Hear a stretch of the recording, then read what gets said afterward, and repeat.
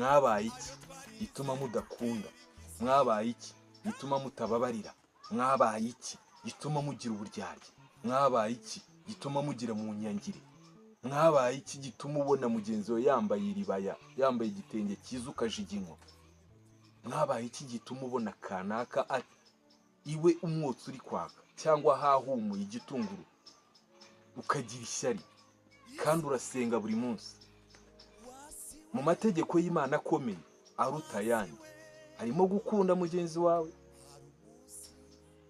None muri gupfusha imibyizi yanyu ubusa n'ibya cumi n'amaturo, murabitura abantu, ntago muri kubitura Imana.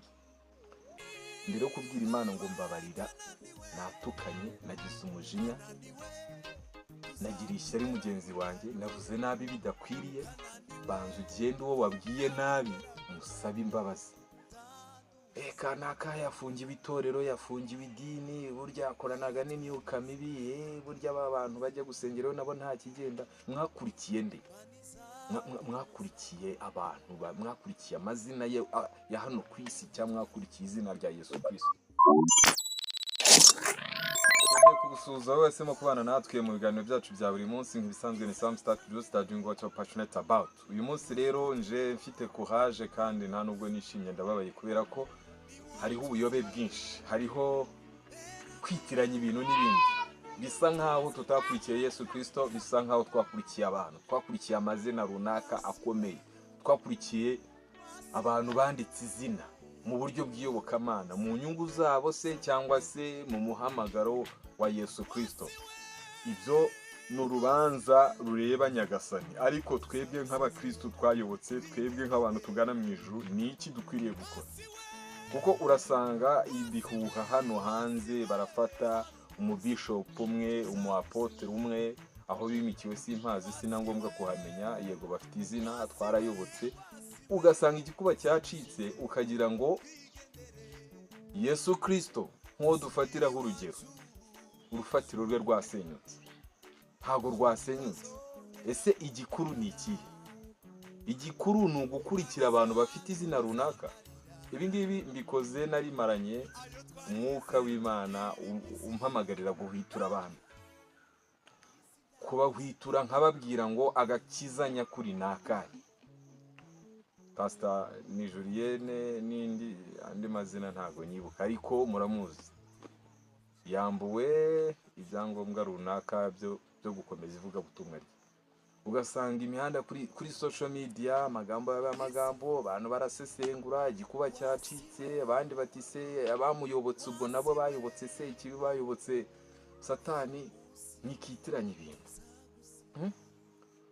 Urusengero ni urwa Kristo, itorero ni rya Kristo, ibindi byose by'amadini ni business, cyangwa se naho duhurira tukamenyana, naho duhurira tukaba twasengera hamwe. Bivuze ngo gusenga ntago ari uvuga ngo wenda twateraniye aho hantu hiswe mu rusengero rwa kanaka.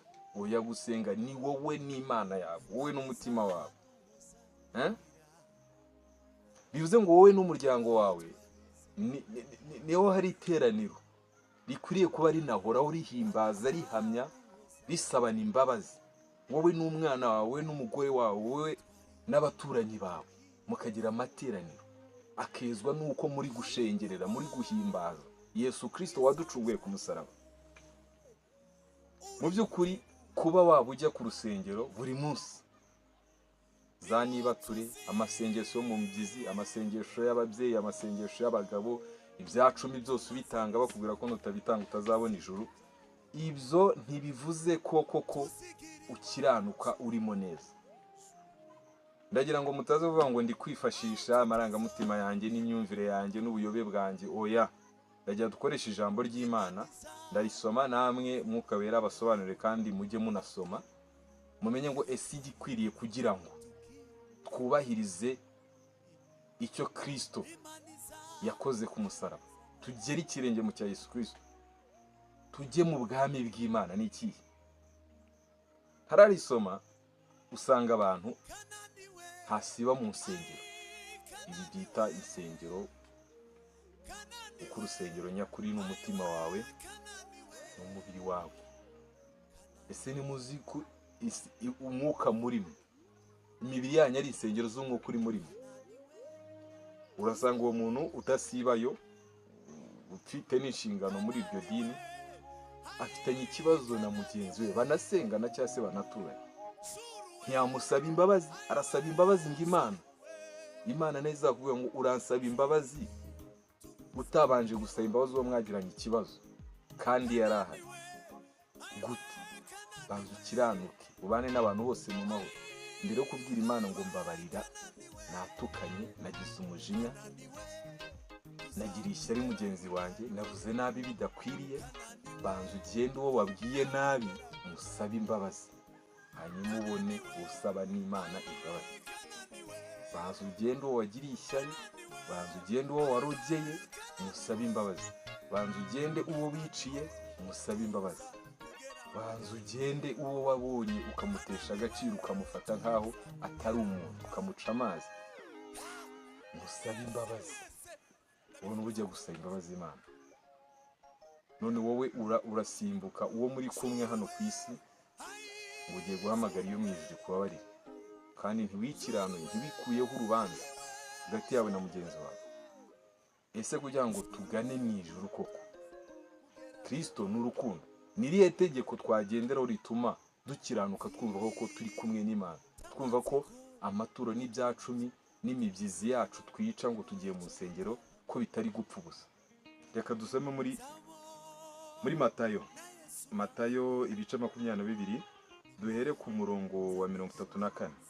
Umutwe w'amagambo, Matayo ibice 22 guhera ku murongo wa 34. Umutwe w'amagambo uragira uti itegeko rirusha ayandi gukomera. Ariko abafarisayo bumvise yuko yatsinze abasadukayo bakananirwa kumusubiza, bateranira hamwe, umwe muri bo w'umwigisha amategeko amubaza amugerageza ati, mwigisha, itegeko rikomeye mu mategeko ni irihe? 37. Nawe aramusubiza ati, ukundisha Uwiteka Imana yawe umutima wawe wose, n'ubugingo bwawe bwose, n'ubwenge bwawe bwose. Iryo ni ryo tegeko rikomeye ry'imbere, rya mbere. Ukunda Imana yawe Uwiteka n'umutima wawe wose n'ubwenge bwawe bwose. Iryo ni ryo tegeko rikomeye rya mbere.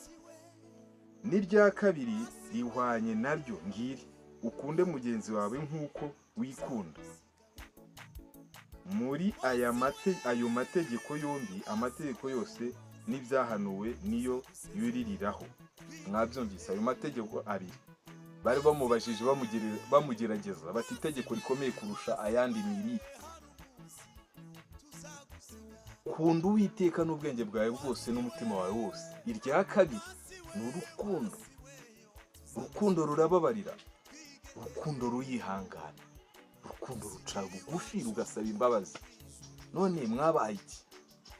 Abantu b'iki gihe, cyane cyane bavandimwe mwebwe duhuje kuvuga ururimi rw'Ikinyarwanda, Abarundi, Abanyarwanda n'abandi mwumva ururimi rw'Ikinyarwanda, mwabaye iki gituma mudakunda? Mwabaye iki gituma mutababarira?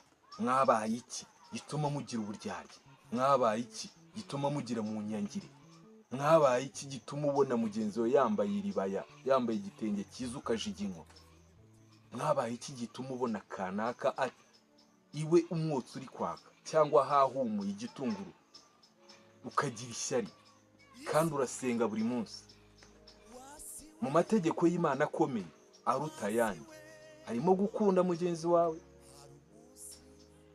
None muri gupfusha imibyizi yanyu ubusa n'ibyacumi n'amaturo, murabitura abantu, ntago muri kubitura Imana.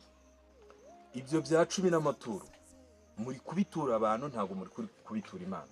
Impamvu muri kubitura abantu, bazajya bafatwa bahanirwe wenda runaka ibyo batujuje, namwe igikuba gicike, muhere muri ubwo burangare, muhere muri ayo magambo. Kanaka yafungiwe itorero, yafungiwe idini, burya akoranaga n'imyuka mibi, burya aba bantu bajya gusengeraho nabo nta kigenda. Mwakurikiye nde?